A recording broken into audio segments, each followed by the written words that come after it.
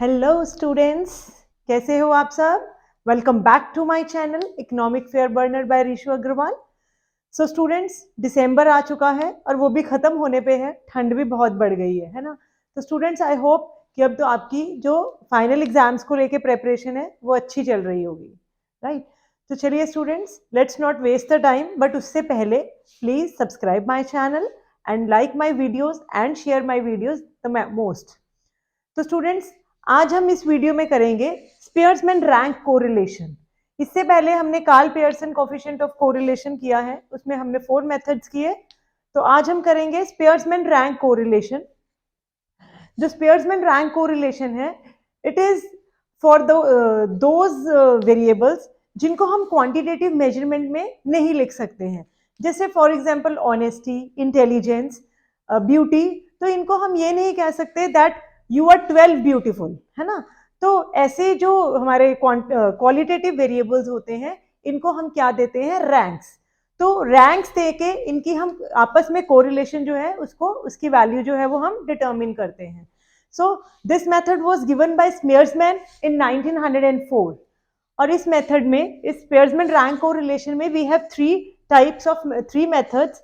One, when ranks are given; second, when ranks are not given; and the third, when ranks are repeated. So let's students start with our first method, when ranks are given. Yes students, हमारा first method है स्पियर्समैन rank correlation में when ranks are given. तो हमारे पास ये एक numerical question है जिसमें we have 2 जजेस, जज एक्स एंड जज वाई, जिन्होंने हमारे 8 पार्टिसिपेंट्स को रैंक्स दिए हैं। तो लेट्स फाइंड आउट कि इसमें हमारे पास कोरिलेशन को फाइंड आउट करने का, की वैल्यू को एस्टिमेट करने का क्या फॉर्मूला रहता है। So here are again is the correlation. तो कोरिलेशन ऑफ बिटवीन जज एक्स एंड जज Y is equal to 1 minus 6 summation d square upon 9 cube minus 9.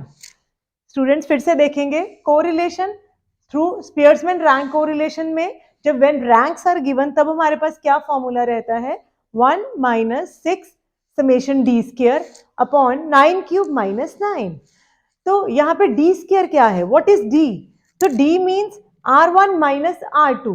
r1 means when ranks that are given by judge X and R2 the ranks given by judge Y. तो R1 में से जब हम R2 को minus कर देंगे, हमारे पास D की वैल्यू आ जाएगी, तो उससे हम D स्क्वायर निकाल लेंगे। Let's solve this practical problem and create more understanding, right? चलिए यहाँ पे पहले हम क्या करेंगे, ये देखो जज X जो है वो, उसको, उसने जो रैंक्स दिए हैं उसको हम R1 लिख सकते हैं, लिख देंगे। इसी तरह से जज वाई जो है ये R2 हो जाएगा हमारा, राइट? तो अब यहां से हमारा D means R1 minus R2। तो R1 इज जज X, R1 are the ranks given by जज Y।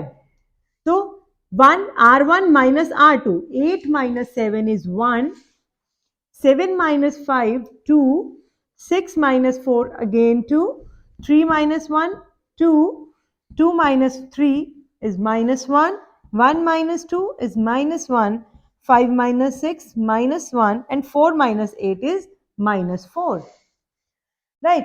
तो स्टूडेंट्स अब हमें क्या चाहिए यहाँ पे? d square. तो हम यहाँ पे जो हमारी d की वैल्यूज आई हैं उनका अब हम स्क्वायर करेंगे। 1 का स्क्वायर इज 1, 2 का स्क्वायर 4, अगेन 2 स्क्वायर 4, 2 स्क्वायर 4, 1 का स्क्वायर 1, 1 अगेन 1 एंड यहाँ हमारे पास आ जाएगा 16। तो स्टूडेंट्स हमें फॉर्मूला में क्या चाहिए? 1 माइनस 6 समेशन डी स्क्वायर। तो let's find out summation D square की जो वैल्यू है वो क्या आती है। ये students, find out the value of summation D square. 1 plus 4 5 plus 9 4, 13 14 15 16 16 16 32। तो हमारे पास जो समेशन डी स्क्वायर है उसकी वैल्यू आ गई है 32। Let's fill this value in our formula students. अब देखिए, here r is equal to 1 minus 6 summation D square is 32, उसकी जगह मैं 32 फिल कर दूंगी, ठीक है।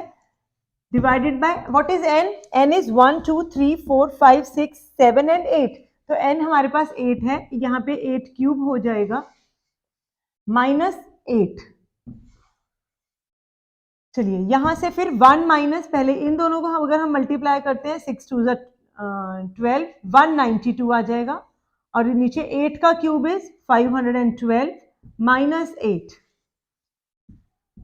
R इज इक्वल टू, यहां से हम एलसीएम लेके सॉल्व नहीं करेंगे, पहले हम इस चीज को सॉल्व करेंगे और जो इसका वैल्यू आएगा उसको हम 1 में से डिडक्ट करेंगे। 1 माइनस 192 अपॉन ये आ गया 504, राइट। तो यहाँ पे अगेन 1 माइनस, अगर हम इनको डिवाइड करेंगे तो हमारे पास वैल्यू जो है वो क्या आ जाएगी 0.381 अबाउट अप्रोक्सीमेटली।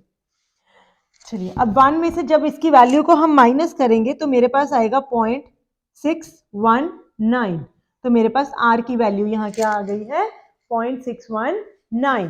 तो स्टूडेंट्स यहाँ पे भी इसकी वैल्यू क्या कर रही है 0.50 और 0.75 के बीच में है, तो यहाँ पे प्लस में है, तो that means they are positively related. Both X and Y के द्वारा जो रैंक्स दिए गए हैं they are positively related and they have a moderate degree of correlation between each other. So this was the first method. इसके बाद हम second method करेंगे. Now students will do the second method of Spearman rank correlation, जो है when ranks are not given. इससे पहला जो हमारा method था उसमें हमारा था कि when ranks are given, तो उसमें actual data was not given, बल्कि उनमें हमें उस डेटा के रैंक्स गिवन थे और हमने अपना फॉर्मूला लगाया था और जिसमें उससे फिर हमने अपना कोरिलेशन की वैल्यू जो थी वो डिटरमिन की थी। बट अब ये सेकंड क्या है, इसमें हमें एक्चुअल डेटा जो है वो गिवन है। अब यहाँ पे हमें जो रैंक्स है वो खुद असाइन करने हैं। तो अब देखो मेरे पास ये प्रैक्टिकल प्रॉब्लम है और इसमें हमारा जो फॉर्मूला है वो भी सेम रहेगा, R is equal to 1 minus 6 summation d square upon n cube minus n।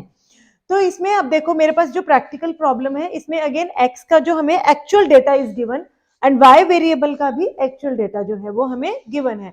तो इसमें अब हमें रैंक्स जो है वो दे आर नॉट गिवन, अब हमें रैंक्स जो है वो हमें खुद असाइन करने हैं। तो लेट्स फाइंड आउट कि किस तरह से हमें रैंक्स जो है वो देने हैं। देखो जो रैंक्स हैं वो हम उनके ascending order of the values में भी दे सकते हैं और descending order of the values में भी दे सकते हैं, बट हमें दोनों वेरिएबल्स के लिए जो मेथड है वो सेम फॉलो करना है। अगर आप x के लिए असेंडिंग ऑर्डर फॉलो कर रहे हो तो y के लिए भी आपको असेंडिंग ऑर्डर ही फॉलो करना है। सिमिलरली अगर आप डिसेंडिंग ऑर्डर x के लिए फॉलो कर रहे हो तो y के लिए भी हमें डिसेंडिंग ऑर्डर ही फॉलो करना है। चलिए हम यहाँ पे डिसेंडिंग ऑर्डर से फाइंड आउट करते हैं, रैंक्स देते हैं x को और y को, और x को जो हम रैंक्स देंगे दे आर R1 और y के जो रैंक्स होंगे वो R2 होंगे। चलिए पहले x की जो डिसेंडिंग ऑर्डर में अगर हमें देना है तो first we have to find out the highest value. तो इसमें मेरे पास जो हाईएस्ट वैल्यू है वो 18 है, मैं 18 को फर्स्ट रैंक दे देती हूँ। 18 के बाद सेकंड 17 है तो इसको मैं सेकंड रैंक देती हूँ। 17 के बाद आई हैव 15 को थर्ड, 15 के बाद 14 है, 14 को दिया, 13 को मैंने 5 दिया, सॉरी 16 रह गया हमारा बीच में गाइस।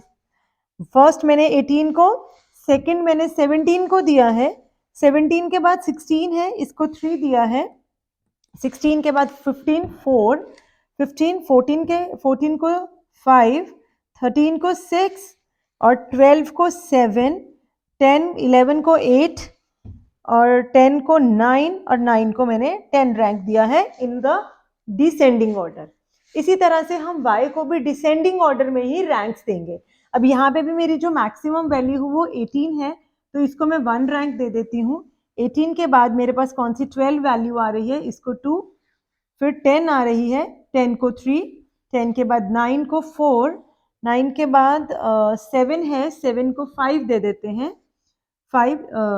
6 को 6 रैंक आ गया, 6 के बाद 5 को 7 आ गया है, 5 के बाद 4 को 8 रैंक, देन 9 रैंक 2 3 एंड 2 को हम 10 रैंक दे देंगे। तो अब दोनों को मैंने डिसेंडिंग ऑर्डर में ही रैंक्स दिए हैं with our same formula 1 minus 6 summation d square n cube over n cube minus n से हम इसकी कोरिलेशन की वैल्यू फाइंड करेंगे और उसके लिए सबसे पहले हमें क्या निकालना है, डी और डी स्क्वायर। तो डी क्या था, R1 माइनस R2।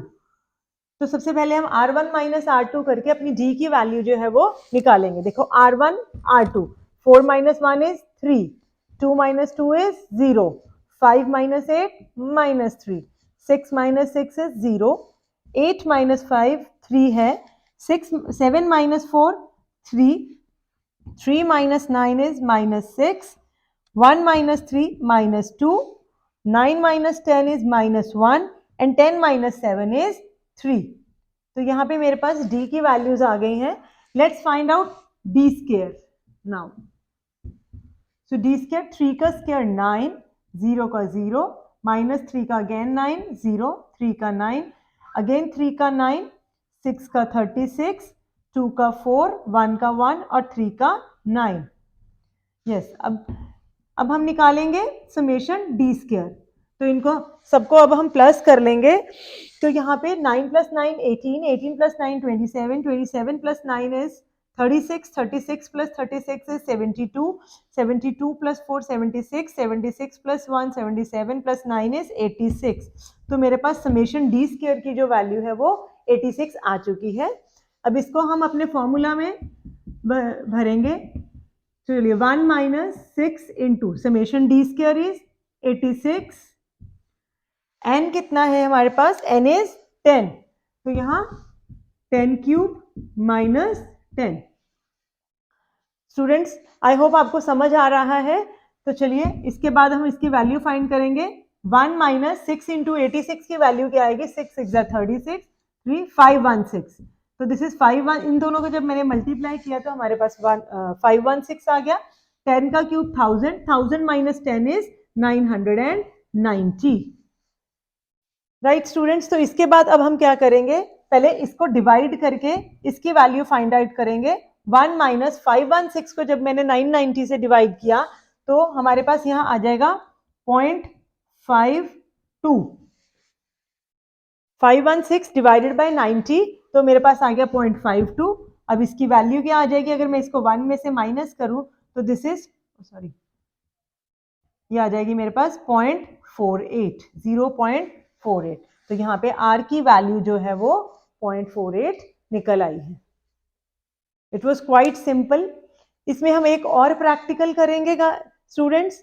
तो उसमें जो रैंक्स होंगे वो गिवन होंगे, लेकिन कहीं कहीं पे जो रैंक्स है वो सेम आ जाएंगे। तो चलिए हम इसका एक और प्रैक्टिकल इसी का, when ranks are not given, वो हम अब सॉल्व करते हैं।